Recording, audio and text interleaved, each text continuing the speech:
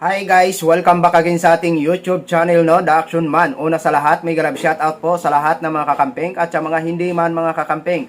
Kung interesado ka sa bidyong ito, patapusin mo na hanggang dulo at huwag nyo nang kalimutan na i-like at i-share ang ating video para malaman naman ng iilan sa ating mga kababayan na nagtutulog-tulugan sa katotohanan. So may gusto lang po ako na i-share sa inyo mga ka-action at atin po itong babasagin ang kasinungalingan ng ating kaibigan sa kabila, mga ka-action, mga kakamping, no? Para hindi po tayo magtagal, basahin na po natin ang naging caption.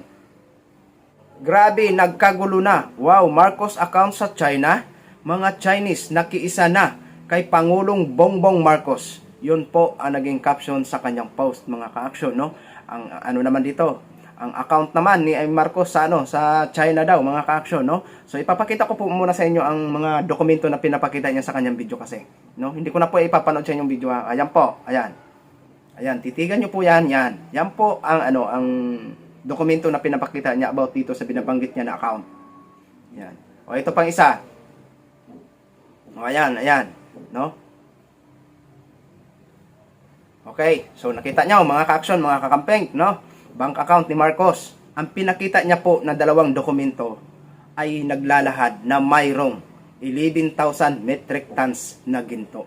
Pero yung po ba ay totoo na nandyan ang pangalan ng mga Marcos family? So dahil gusto ko pong malaman ang katotohanan, tayo po ay naghanap kung saan ba nanggaling ang source na yan at totoo po ba na nandyan ang pangalan ng mga Marcos sa dokumento na pinapakita niya. Pumunta po tayo sa suki-suki natin na na Fact-Check Philippines, wala po tayong nakita.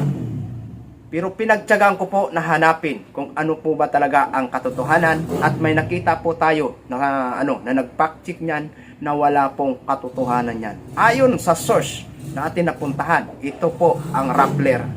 Sa Rappler po tayo nakakuha ng magandang tamang sagot.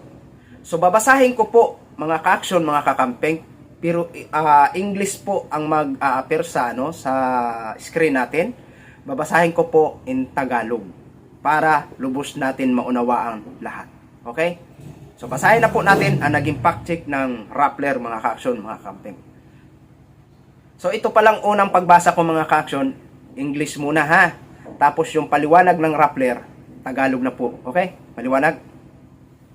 Rating polls, why we fact check the false claim on YouTube was posted by Pwedelay TV with the title, Grabe, nagkagulo na. Wow, Marcos account sa China, mga Chinese nakiisa na. So yun po, mga ka-action, no? So hindi ko na po tinuloy pagbasa kasi ito pong in English niya lang po ang title, no? Gin-translate niya lang po sa title. So ito na po, babasahin na po natin ang pahayag ng Rappler kung yan po ba ay katotohanan. Pero ang mag-a-appear po, mga ka-action, dyan sa screen natin ay English. So babasahin ko po dito sa Tagalog, okay? Para maliwanag po sa lahat-lahat po ng ating mga viewers. Ano ang pinapakita ng video? Ang video ay nagpapakita ng isang dokumento na sinasabing muling pagkumpirma ng isang custodial safekeeping na resibo na may account code, name na Severino Santa Romana et Altan Kahi. Ang sertipiko ay nagpapahiwatig na mayroong 11 metric tons ng ginto na inihatid sa vault at warehouse ng Pusang Bank, isang kapatid na kumpanya ng People Banks of China. Makikita sa dapat na custodial safekeeping na resibo ang mga lagda ni dating Pangulong Ferdinand E. Marcos, noon ay gobernador ng Central Bank of the Philippines na si Andres Castillo, dating Pangulo ng US na sina Lyndon Johnson at Dwight Eisenhower at Queen Elizabeth II. Ang dokumento ay walang anumang tahasang pagbanggit ng cash gold billion na pag-aari ng pamilyang Marcos.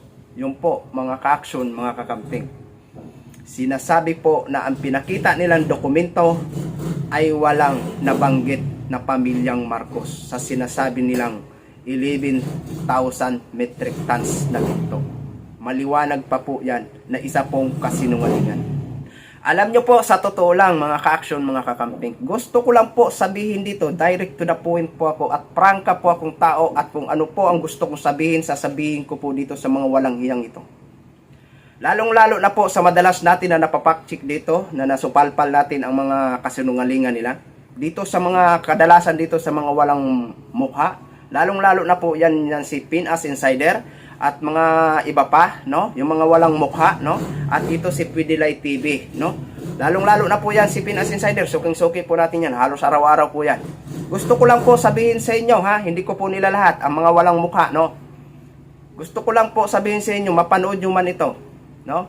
Tandaan nyo po ang pagmumukha na magsasabi sa inyo. Kayo po ay mga walang hiya po talaga at kayo po talaga ang mga salot ng lipunan dito sa ating mundo. Alam nyo po kung bakit? Dahil kayo po ang nanlalason ng ating mga kababayan na mga Pilipino na mga kulang sa kaalaman. Masaya ba kayo ngayon? Masarap ba gagastusin ang pera na galing sa kasinungalingan? Alam ko po, limpak-limpak ang kinikita nyo dahil malalaking views po kayo. Pero ito lang po ang lagi nyo pong tatandaan. Hindi sa lahat ng oras ay masaya kayo. Alam na alam ko po at naniniwala po ako sa karma. Baka yung kinikita nyo ngayon na limpak-limpak na pera na galing sa kasinungalingan, baka kulang pa yan kapag siningil po kayo ng karma. Kaya sige lang po, tuloy-tuloy lang po kayo sa inyong mga kawalang hiyaan dito sa atin, dito sa Pilipinas. Hindi lang sa Pilipinas, sa buong mundo to kasi napapanood to no? Kayo po itong matapang sa kasinungalingan, ngunit nanginginig po kayo sa sarili nyong anino. Alam nyo kung bakit? Dahil napakaduwag nyo. Kung kayo ay matapang sa kasinungalingan, magpakita po kayo sa inyong channel. Channel nyo yan di ba? Pakita yung pagmumukha nyo dyan. Kaso nga lang po, matapang po kayo sa likod ng camera. Kaya hanggang voice over lang po kayo. Kaya sinasabi ko po sa inyo, kayo po itong mga duwag.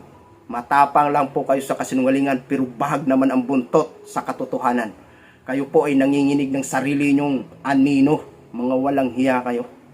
Kaya walang katahimikan ang ating bansa dahil sa mga katulad nyo. Gumawa po kayo ng tama. Yung may mapagkukunan man na maganda ang inyong mga viewers. No? Pareho po tayo mga content creator at hangad po din natin ang maghatid ng magandang balita sa kanila. Napakasarap sa pakiramdam na may magsasabi sa iyo ng mga commentator, maraming salamat sa pagtama ng mali. Napakasarap nun sa pakiramdam. Napakasarap basahin. Unan. Yan lang po mga ka-action, mga kakamping. Thank you for watching. Have a good day.